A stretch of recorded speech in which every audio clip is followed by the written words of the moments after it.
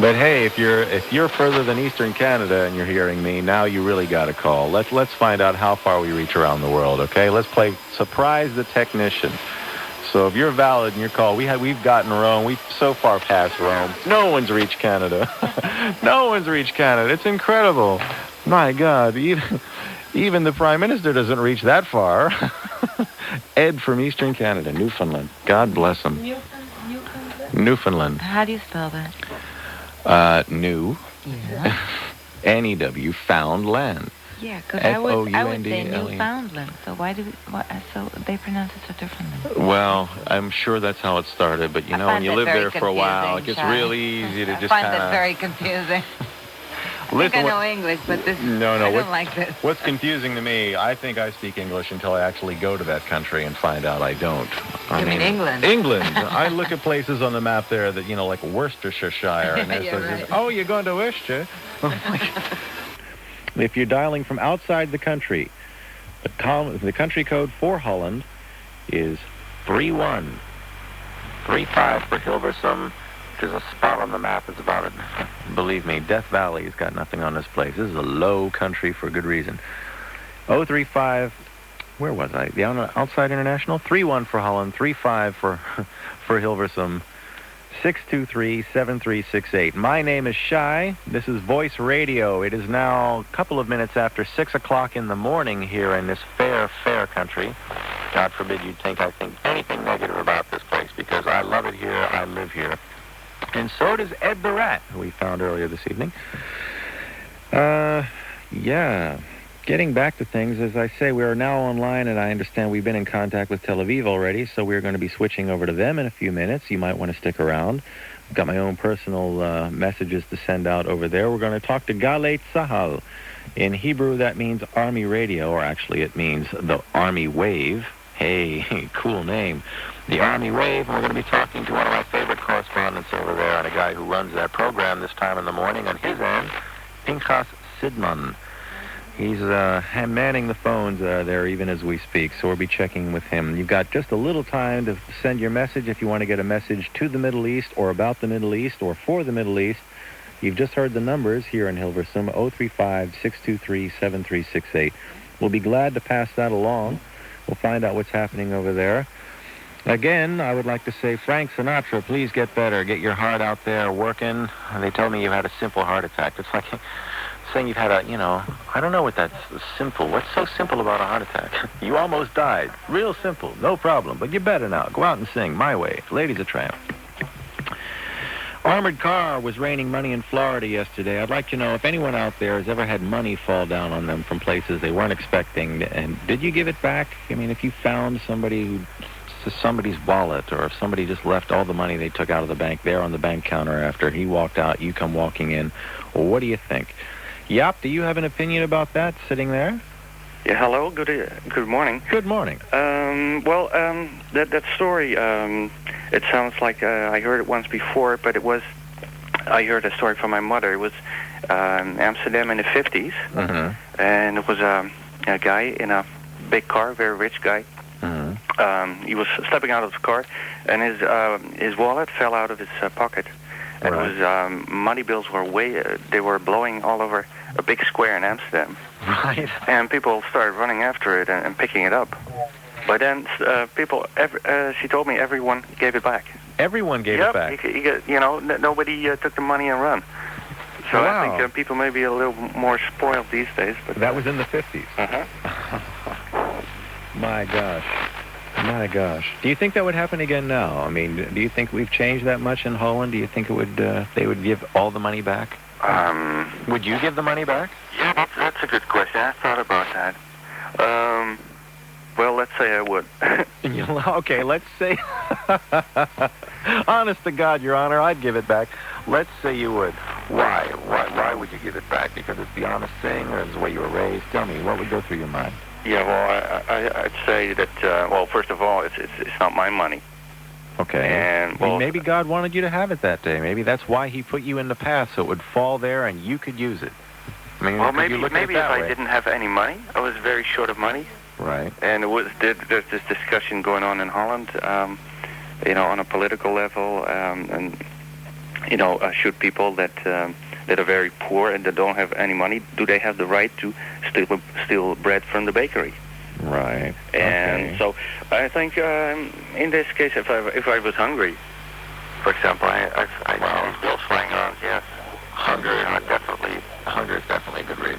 Nobody should go hungry, I agree. But I mean, if you were just walking down and everything was comfortable with you, and all of a sudden this bag of money fell at your feet, obviously not belonging to you, but just bank money. Just bank money. This is the thing. It's not a person's money. It's an armored car.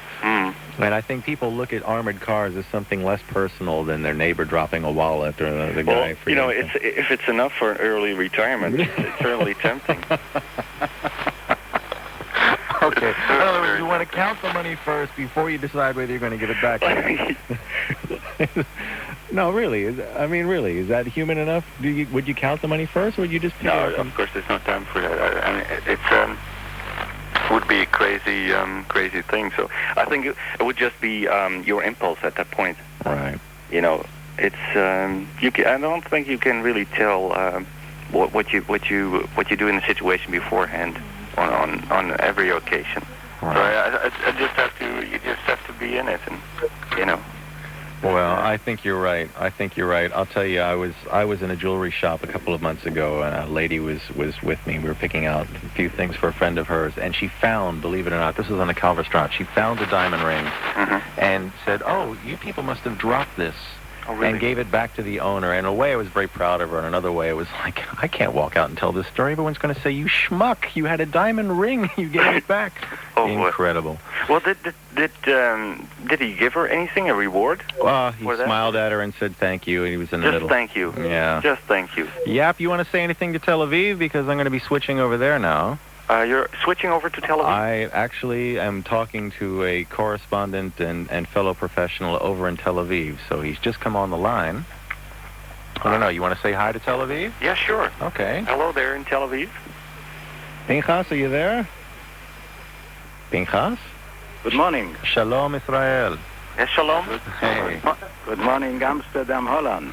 Hey, how's it going over there? Oh, it's very nice. This morning when I was going, to work, I was driving along the seashore, and the sea was quiet and beautiful. Really? Is it nice and warm over there, Pinchas? Oh, yes, it is. It's about 21 at noon it will be 21, and now it's about 11, 12. That sounds nice. That sounds nice. You're talking to people that are looking out at 6 degrees below zero weather out here. It is dark and the clouds are low. So you just sounded like you're calling from paradise, Pinchas, to tell you the truth. Yes, it really is. And we were talking to Jaap, who's calling from Utrecht, which is another one of our fine cities here. And, it's nice to have you check in. So he's just saying hi to Tel Aviv. Are you still there, Jaap? Yep, still here. All right, say hi to Tel Aviv, and then I'm going to get on with Pinchas here. All right, great. Great talking to you. Great talking to you. Okay, hello, Tel Aviv. Hello, Utrecht. I was so surprised, Pinchas. We're finding out how strong the signal is, and we've been picked up by Eastern Canada, and and Bulgaria from this little room here. It's kind of amazing to figure out how far we go. Wow. Yeah. How far does Galei Tzahal reach? Do you have any idea how far you can reach at night at this time of the morning? It depends on the clouds, Sometimes we get postcards from Sweden, Norway. Wow. Norway. Yeah. The far glacier. The far glacier is right. Hey, I found out something in the paper today. I just wanted to read this to you. Maybe your people out there haven't heard this, but there's an article in the Herald Tribune from Friday that says that if you drink red wine, you're helping to prevent cancer. Oh. They found something, I wouldn't lie to you, Pinchas, they found something in grapes. It's an agent that's actually present in wine and also in peanuts. Same thing. That if you take enough of it, it will help you clear your arteries, but will prevent you from getting cancer, or at least slow down the process. So now, you pass that on to your people out there, they can drink wine and feel better about it. Well, let's raise wine for L'chaim. L'chaim. They don't say L'chaim for no good reason, right, Pinchas? Right. Okay. Years and years, centuries that people have been drinking wine. Agreed. And now we know why. Yeah. Absolutely. Right. And there's something else you might want to ask your soldiers out there on guard. I know there's people out there all over Israel out there in real dark weather. The moon, they found out, this is on CNN, the moon can raise the temperature at the North Pole and the South Pole by 1 degree when it's full, and it can lower the temperature at the poles by 1 degree when it's absent in the sky. Yeah, it makes sense, because the moon actually influences the ebb and flow of rivers and seas. They knew that. We've always known it does that with water, but they've found out now it actually raises the temperature, and they don't know why. Can you believe that, Pinchas? Well, I believe anything that the scientists discover, because it's a world, it's a world of full discoveries always. And it's very interesting, because the moon affects the moods as well. I know that. Any married man can tell you that. So it's a human ebb and flow as well. It's a human ebb and flow. Speaking of human ebb and flows, I'm going to pull this on you, Pinchas. There's a very special hello I want to say to someone who might be listening right now. And I'm going to do this for all of you people who are listening in English. Excuse me for just a second. Hey, shalom keren shachar b'Natzeret Illit v'lekol Israel gam shalom. Had to get that in. There's a 12-year-old beautiful girl up there, Melkat Yofi, who lives there. I just had to say hi. אוקיי, קרן שחר מנצרת, האם את שומעת אותנו? קיבלת ברגע זה פריצת שלום מאוטרחט בהולנד. כן, and בהילברסום. Yeah. Pinchas, if you ever want to call and tell us what's hot, we'd appreciate hearing from you. If any of your listeners come over this way, we'll pick them up on our end and send them back to you happy and healthy for visiting. Okay. And I look forward to meeting you when I come to Tel Aviv. I'll be there in a couple of months, I think. So. Yeah, I hope you won't be freezing because, we had to stop sending flowers to you. Why? Oh, because about 10 million flowers in Israel have to be dumped. You know why? Because it's too cold in Europe, so the markets and the streets are closed. Oh, no. Yes. Oh, no, you may be right, but up here they keep the flowers going all the time. That's one thing I'll say about the Dutch. They won't let the cold stop the flowers, so you can still send them to us. Okay. Okay, tell them we'll try to find a buyer from someplace over here. We'll make a deal. It'll be great. 10%. We'll just pass them on through. We'll get them to Singapore or something. But sorry for all the flower growers out there. That sounds like a tough break. Yeah, it is. It is. Well, Pinchas, I have to move on here.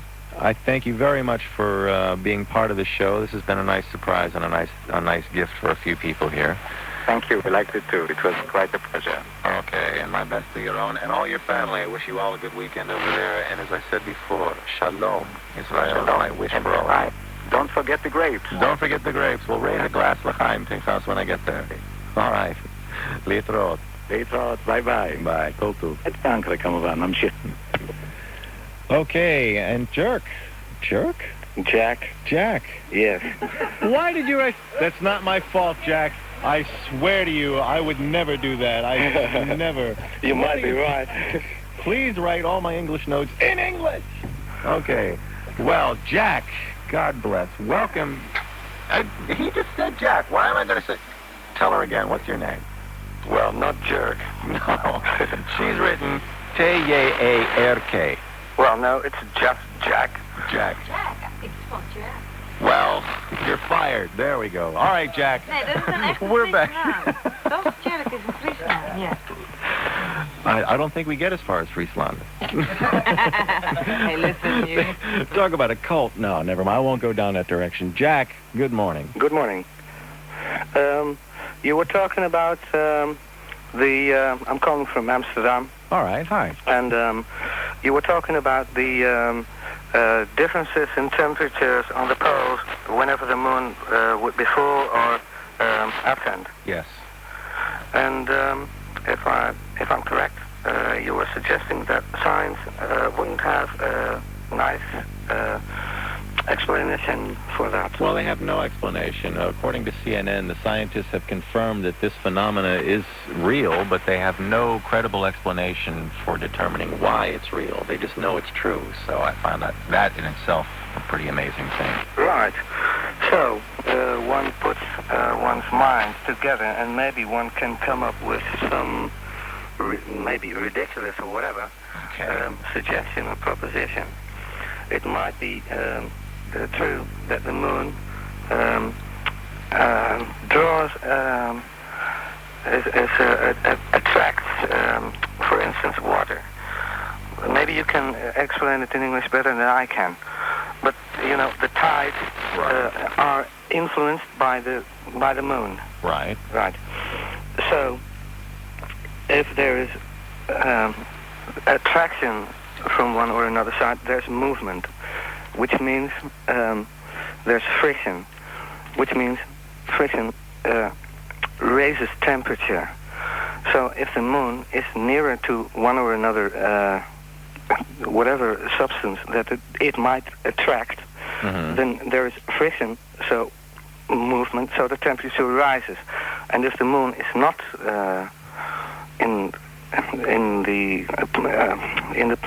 it cannot attract.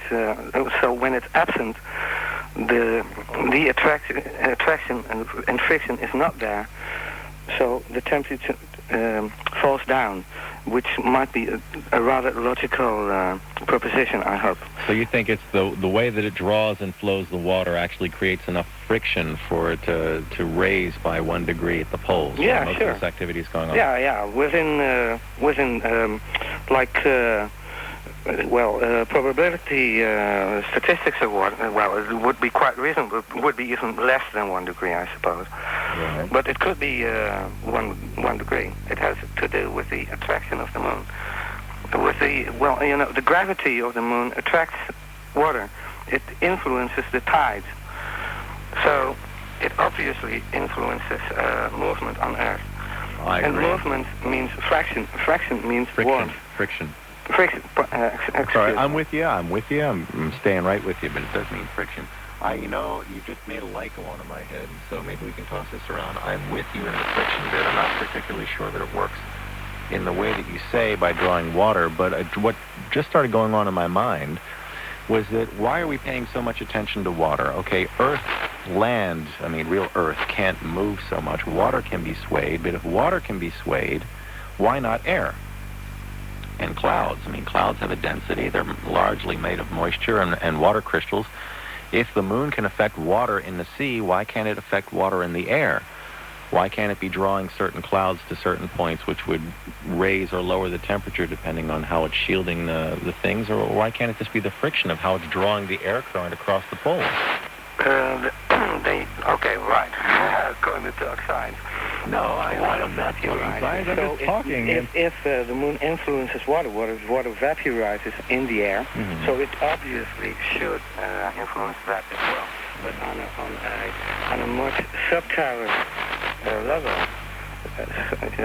So, okay, I'm into mathematics, so I can see it right away. Cool. For me, it's not a problem. You see, water vaporizes into the air, so moon is logic. You mean, okay, I can tell a joke in English, maybe. Go. Somebody says, what is it? Somebody had one or another argument with someone else, and the other one says, okay, I'm a person, I fit into my coat fits into my bag, so I fit into my bag. That's some kind of weird logic. You see that? Yeah, I see that. All right. And where you're drawing this to is? Well, I'm drawing this to, like, the moon influences the tides on the Earth. The water vaporizes into the air. Right. So the moon influences the air. Okay. You see that? Oh, well, that was where I went. So you're telling me that I'm trying to fit into the jacket, which fits into the bag. Well, it depends on what logic you use. Okay. So then, even you could say the moon influences the air. You see? Okay. But everyone agrees that the moon influences the tides, and the tides vaporize into the air. Water is going to be clouds, so the moon influences the clouds. All right. Well, let me ask you something. Since you've already pushed another button and made another light go on in my little panel here in my head. Since you're into mathematics, are you into chaos theory at all? Have you studied that, or have you learned any of the applications of chaos theory? Any theory is a theory. Chaos theory is not really my thing. It has to do with probability. Yeah, well, it does. In a certain way, it tries to point out that probability is even more probable than we thought it would, in more unlikely ways than we thought it would be. That the random effect of interaction is going to create an unforeseen circumstance somewhere across the world or somewhere else in life, and it really seems random, but actually it's just part of the scheme once you understand how things work, I think is what they are saying. Yeah. How probable is it that you get a flower pot on your head if you walk your dog and one way is blocked by, whatever, man at work or whatever, and you take a different street for your dog to walk, and you get a flower pot on your head? How probable? Well, it's not very likely, is it? Yeah, it's about the same probability as winning the lottery here, I think. It's about the same probability. Right. Okay, but someone they had put that pot on in a window somewhere. Right. Maybe it was pushed by the wind. Right. Sure. So, I mean, how probable are things anyway? That's game theory for you. Okay. Well, I mean, I go back to probability. How probable is it, do you think, to find 50 square miles of fresh water on the moon? Well, what would you think in all the cosmos? I mean, what do you think is the likelihood of finding fresh water on the moon? Hazard a guess. I mean, how many zeros would you put after that possibility? Well, do you think there is water on the moon? Well, would one think there is water on the moon? I don't know. One would think there is. I'm asking you, do you think there is? Is there life on Mars? Well, according to the scientists, there could have been. Is there water on the moon? Well, if it's not impossible, say it like that. It's not impossible. Why should it be? Why should it be impossible? Well, there could be water on the moon. I'm setting you up, Jack. You what? I'm warning you now. I'm setting you up. I'm setting you up. Could it not only be possible? Yes, it could be possible, because it's actually a headline in one of the Herald Tribunes from 2 weeks ago. I'm not making this up. As a matter of fact, I'm pulling out all my science clippings. We had a man come over and teach us a little about what we're supposed to be doing on this microphone. I'm not sure I've learned all that well. But one of the things he did tell us was to save clippings of things that really pique your interest and figure out if you can talk about them. So I have a whole pile sitting here. Can you hear all this paper here? This is all piles of science clippings that I have picked out. I can hear it. All right. And I'm reading from the front page, the first headline of the Herald Tribune of Wednesday, December 4th, 1996. So we're going back a month. And the high headline on that front page, the very first thing you read is, "Frozen water found on the moon, reviving a dream." And the context of this article, and I do not make this up, I wouldn't give you something you could easily check if I was making it up, is that they have found on the southern crater known as the Aitken Basin is 12 kilometers deep, which makes it the deepest crater yet discovered in the solar system. And the apparent ice lake at the bottom of that crater is estimated to be tens of feet deep and to cover a total area of 30 to 50 square miles. Are you listening to Jack? Yes. Probably enough to run a large colony, said Alan Boss, an astrophysicist with the Carnegie Institution in Washington. So a month ago, they actually came out and said they found enough fresh water to keep a colony going. You can make rocket fuel from the hydrogen and the oxygen that's down there. And it's on the only place it actually could be used if you were going to have water on the moon, because it's on the southern axis, at the southern pole. At the top of that crater is where the sun line is, if you know what I'm talking about. So it's permanent sun there. And the crater is so deep that it's in permanent darkness, this water, which they think came from a comet which struck the surface of the moon 3.6 billion years ago, which, by the way, Jack, is the same date that they gave for life originating in bacterial form or microbial form on Mars and also here on Earth. So I find that kind of interesting. But yes, there is water on the moon, so we know what the possibilities of that are, and I think the chaos theory just might have something more in it. I mean, I think if things like that are possible, who knows what waits in the next 10 years? Well, who says? Who did find that? Who says? Who says what? Who says there is water on the moon? The Herald Tribune.